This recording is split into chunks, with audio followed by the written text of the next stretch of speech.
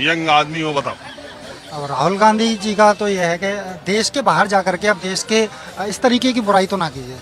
ठीक है, अब देश के बाहर जाकर के ही देश की बुराई करेंगे, then it will be a negative effect on our country, that we are known for the rich culture and for everything. समझ गया। एक बात बताओ, प्रधानमंत्री नरेंद्र मोदी की अगर वो बुराई करते हैं विदेश में जाके, तो देश का अपमान करते हैं कि नहीं?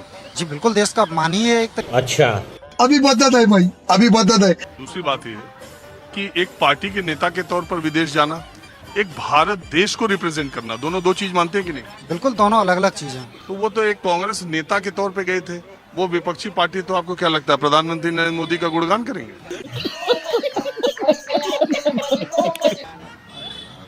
प्रधानमंत्री नरेंद्र मोदी का नहीं, लेकिन अपने देश का तो वहां जाकर के अपमान ना करें।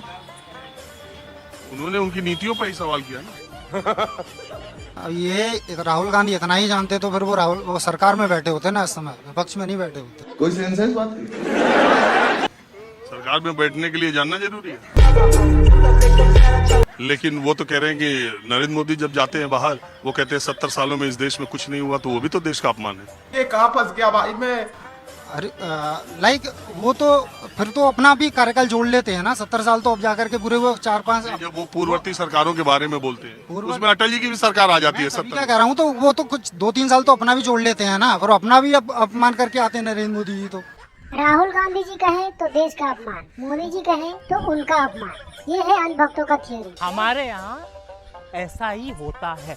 इन जैसे लोगों के लिए ये मास्टर जी बिल्कुल सही कहा है। भाजपा पर इल्जाम, यानी भाजपा पर अगर कोई इल्जाम लगा रहे हैं इस पार्टी पर, इसका मतलब आप सनातन पर हमला कर रहे हैं। जैसे भाजपा विरोधी मतलब देशद्रोही, भाजपा का नेता मतलब भाजपा का जो नेता है हिंदुत्व का ठेकेदार, भाजपा का हारना, अगर भाजपा हार गया तो समझिए हिंदुत्व का पतन, भाजपा की गलती, अगर भाजपा से कुछ गलती हो जाए इस सरकार से तो समझिए कोई नया एक्सपेरिमेंट है, वो गलती नहीं है।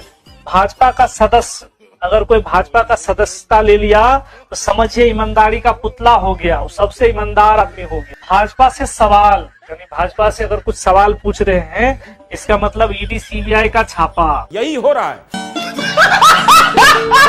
अगर आपको वीडियो पसंद आता है तो लाइक, शेयर एंड सब्सक्राइब जरूर करें, और इस वीडियो के बारे में आपका क्या ख्याल है नीचे कमेंट बॉक्स में अपना राय जरूर रखें।